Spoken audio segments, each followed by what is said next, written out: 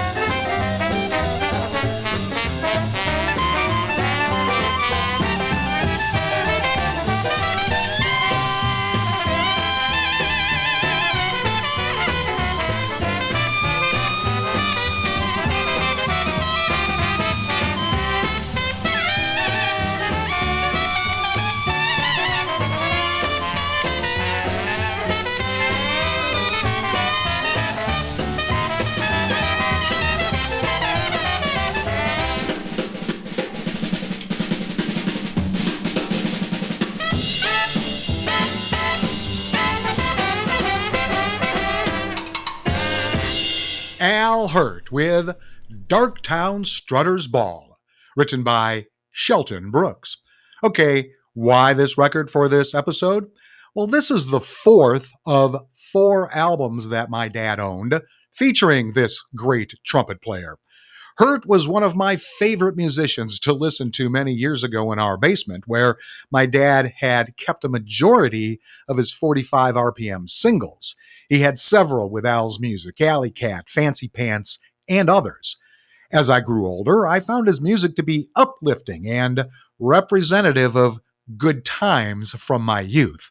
I've really enjoyed diving deeper into the music from this superstar as I've grown older. Honestly, I didn't just come stumbling along his music.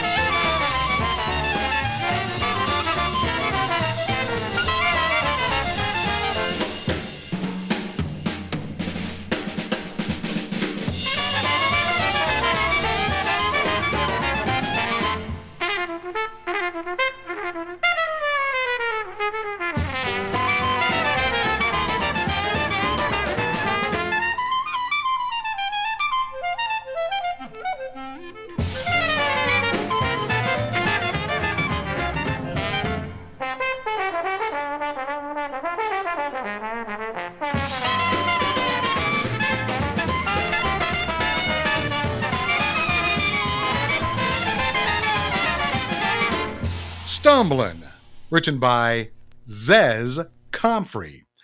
Now let me tell you about my dad's vinyl I am spinning for this episode. Al Hirt, the best of Dixieland jazz, on the Longines Symphonette Society label, number LWCP1.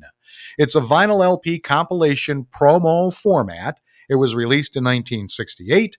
Its genre is jazz and its style is Dixieland. We'll hear 6 of the 10 songs on this album. Now, the liner notes are interesting.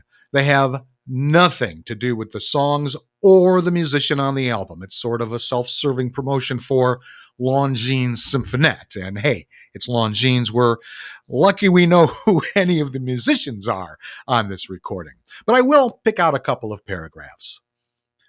Beautiful music is the common language of brotherly love, and when the virtuoso musicians of the Longines Symphonette blend their many musical voices, there arises a magnificent chorus of understanding that transcends national boundaries.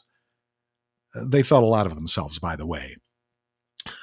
Only the finest recordings pressed from the purest virgin vinyl can capture the sheer exaltation of the world's most beautiful music, can pass along to a listener the inner message every fine composer expresses through the language of melody. The Longines Symphonette Society and Educational Services of the Longines Wittenauer Watch Company, famed for quality for almost a century, is unlike any other organization in the world. Devoted totally to service and quality on one hand, with honest value the criteria on the other. The Longines Symphonette is proud to number you among its thousands of friends. Okay, let's see what prices this record is being sold at on Discogs.com. $4.99 for a high, 57-cent low, for a $1.90 average and a $1.84 median. It was last sold on March 12th, 2025 for £1.19 or $1.35 US. Now, my dad's record is in pretty good condition. Not much hissing or crackling between the tracks, and only a little popping here and there.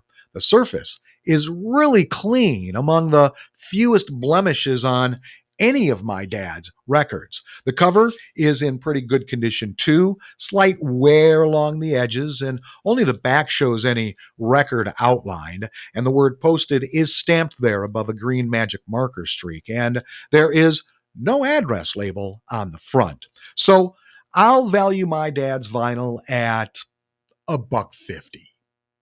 Next up is a song that was first recorded in 1920 by the Paul Whiteman Orchestra.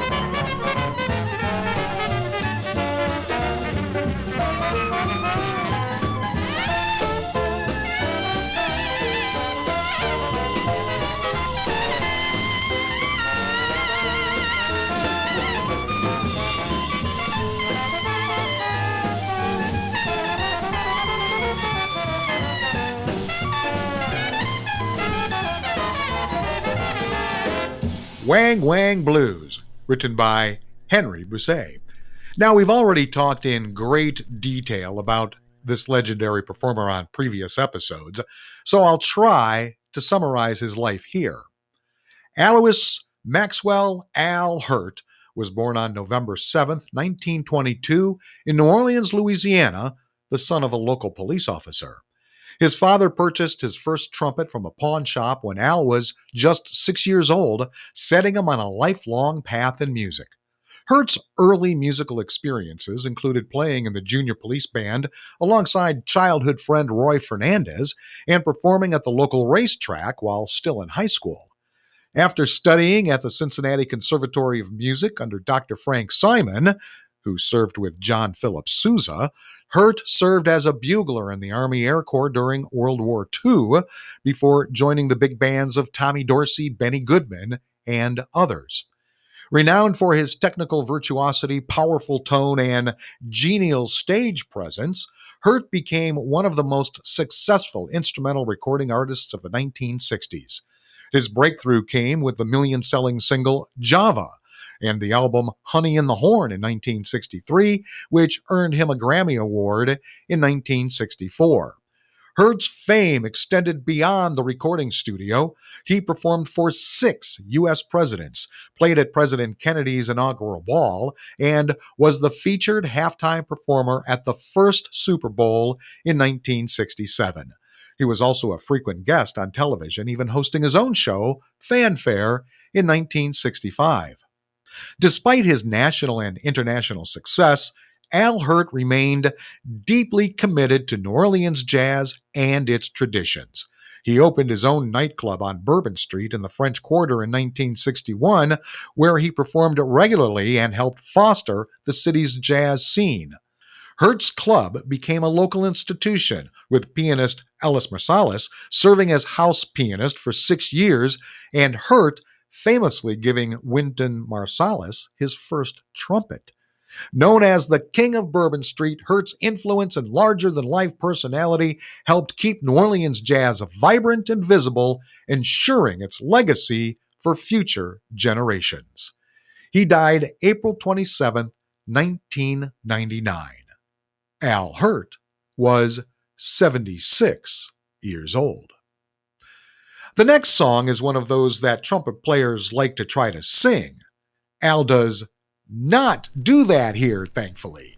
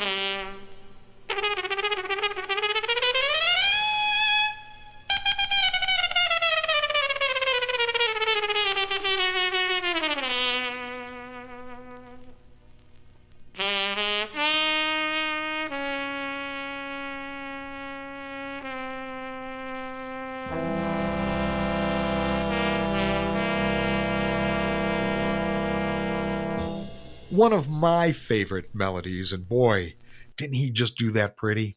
I Can't Get Started With You, written by Vernon Duke. Time now for this episode's interesting side note, and it has to do with the collaboration with another Dixieland musician that kept the music alive. Al Hirt and Pete Fountain shared a deep professional friendship rooted in their mutual love for New Orleans jazz. Both musicians were born and raised in the vibrant musical culture of New Orleans, and their paths often crossed in the city's bustling jazz scene.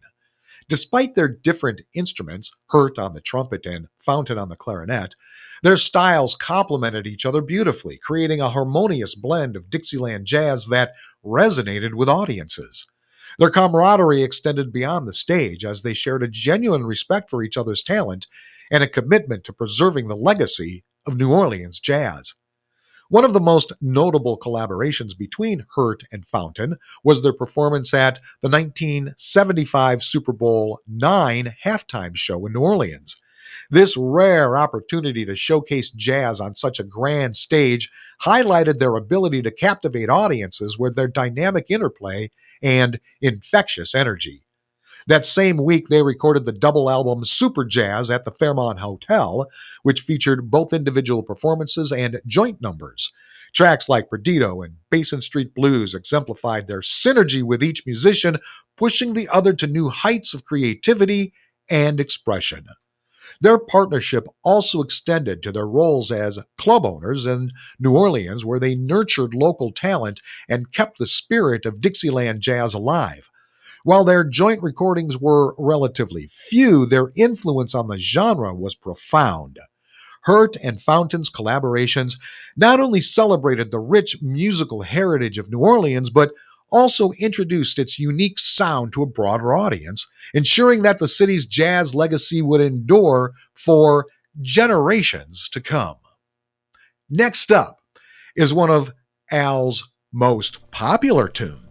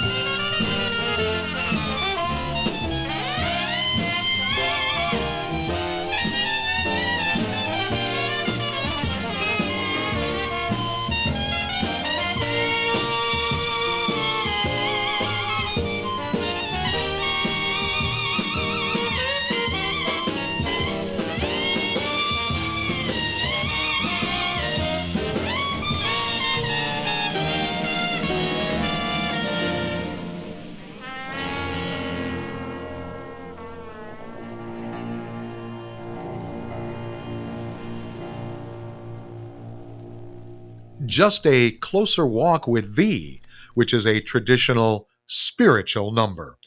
Well, I hope you enjoyed this episode as much as I enjoyed bringing it to you. This trumpet player brings back so many great memories of growing up and discovering music outside the top 40 I was being exposed to from CKLW out of Windsor, Detroit. Since the 45 RPM singles were in the basement along with our own record player there, I would often pull Hirt music out. As a young trumpet player, I listened to what I was supposed to sound like. Never got there. That's why I got into radio. I don't think I remember this album cover specifically from my growing up days in the house, but there are several Al Hirt album covers with similar images, so I might not be able to distinguish them. As usual with Longines Symphonette Society album covers, it's sparse. There's a photo of Hirt on a white background, leaning into playing his horn. He's only taking up a small portion of the cover. There's a narrow blue bar along the top with the Longines Symphonette Society Presents in italicized serif font.